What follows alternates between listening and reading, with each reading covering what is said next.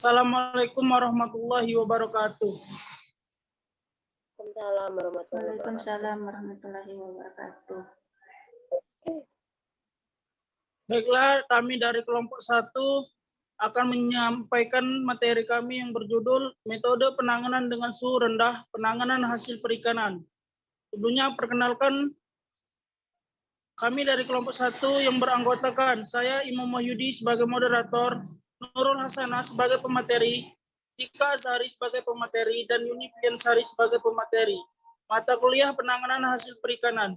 Dosen pengampu Sil Sri Laksmi Utpalasari, SPMP. Untuk selanjutnya saya serahkan kepada pemateri pertama yaitu Nurul Hasanah. Pada Nurul Hasanah kami persilakan untuk menyampaikan materi. Baik Imam, terima kasih. Baiklah, di sini saya akan menjelaskan penanganan dengan suhu rendah. Yang pertama itu pengertian pendinginan. Pendinginan adalah proses pengambilan panas dari produk pangan sehingga suhu produk menjadi -1 sampai 8 derajat Celcius. Yang kedua, pengertian pembekuan. Pembekuan adalah menurunkan suhu produk sampai di bawah 0 derajat Celcius, seperti -7 derajat Celcius, bahkan -40 derajat Celcius. Prinsip penanganan dengan suhu rendah. Pada umumnya, prinsip proses pendinginan dan pembekuan adalah mengurangi atau menginaktifkan enzim dan bakteri pembusuk dalam tubuh ikan. Sedangkan prinsip pendinginan adalah mendinginkan ikan secepat mungkin ke suhu serendah mungkin, tetapi tidak sampai menjadi beku. Next, Mbak.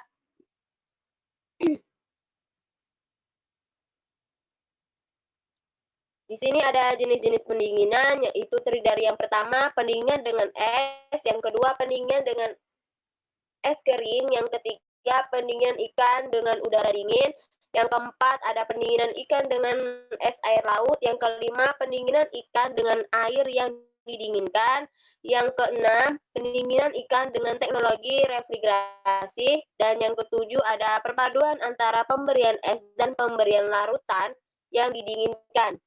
Next, Mbak. Berikut adalah pendinginan ikan dengan es. Dalam proses pendinginan ikan dengan menggunakan es, terjadinya perpindahan panas dari tubuh ikan ke kristal es. Ikan dengan suhu tubuh relatif lebih tinggi akan melepaskan sejumlah energi panas yang kemudian diserap oleh kristal es. Penyusunan ikan menggunakan es yang pertama adalah penimbunan atau bulking. Bulking dilakukan dengan cara membuat lapisan es setebal 5 cm pada dasar wadah penyimpanan ikan. Untuk susunan ikan, bagian perut menghadap ke bawah. Yang kedua ada rak berlapis atau shelving. Prinsip kerja shelving sama dengan bulking, namun pada shelving dilengkapi dengan sekat dan setiap sekat hanya menampung satu lapis ikan. Yang ketiga ada penyusunan dengan kotak atau box. Metode penyusunan dengan box dianggap lebih menguntungkan karena tubuh ikan tidak akan mengalami luka serta dapat dilakukan dengan mudah dan cepat waktu pembongkaran. Baik, terima kasih Saudara Nurul. Untuk selanjutnya materi akan disampaikan oleh Dika Azhari. Kepada Dika Azhari kami persilakan.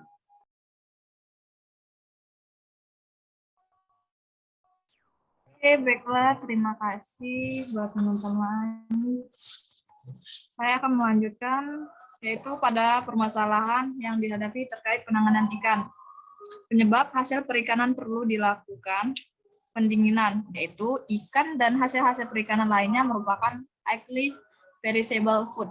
Maka nilai pasar hasil awetan dan olahannya ditentukan oleh derajat kesegaran dan daya awetnya.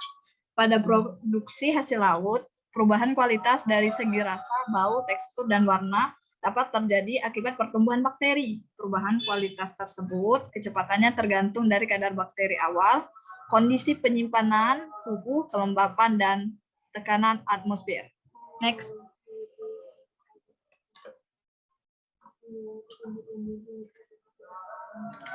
Kelebihan dan kekurangan. Kelebihan dari metode ini adalah sifat-sifat asli ikan tidak mengalami perubahan tekstur, rasa, dan bau.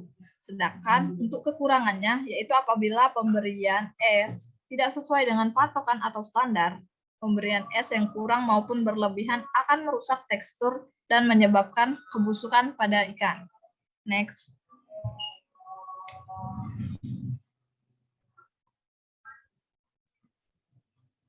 Selanjutnya yaitu solusi pendinginan atau chilling ikan secara sederhana, murah, serta praktis. Dapat dilakukan dengan menggunakan es saja, namun penerapannya sering tidak efisien.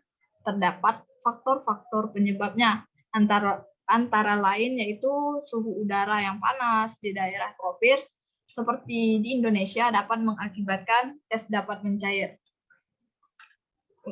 Es itu akan cepat mencair. Untuk mempertahankan ikan yang telah didinginkan agar suhunya tetap rendah, perlu suatu wadah yang dapat menahan terobosan panas dari luar, seperti dibuat kotak ikan berinsulasi untuk pengawetan ikan pada suhu rendah.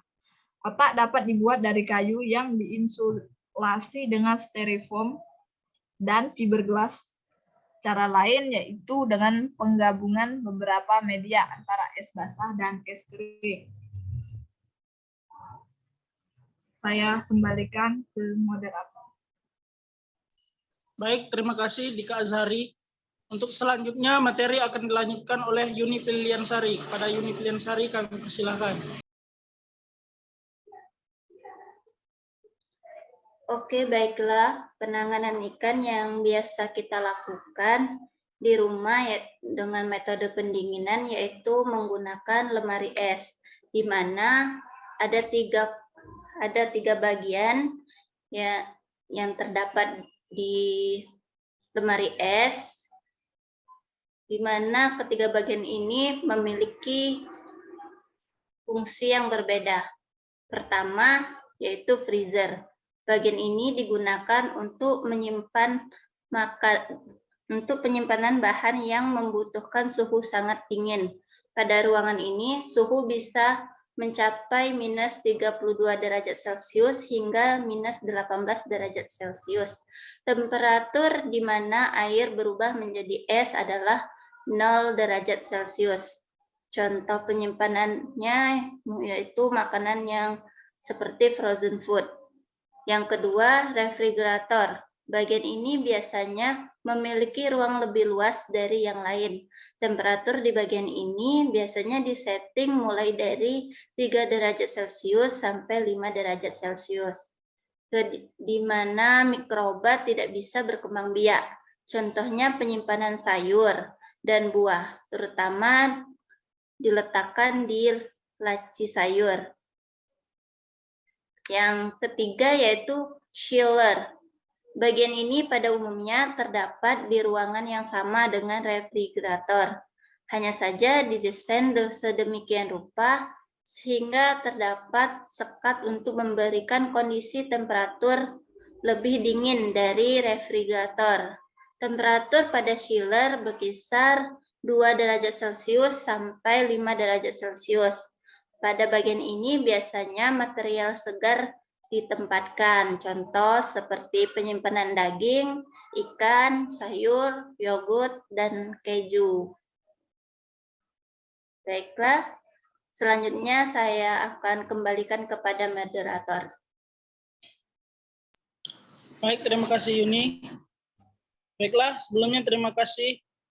Mungkin hanya itu materi yang dapat kami paparkan dari kelompok 1. Apabila ada kata-kata yang salah, kami mohon maaf. Pada Tuhan kita sama-sama mohon ampun. Akhir kata, wabillahi taufiq wal hidayah. Wassalamualaikum warahmatullahi wabarakatuh.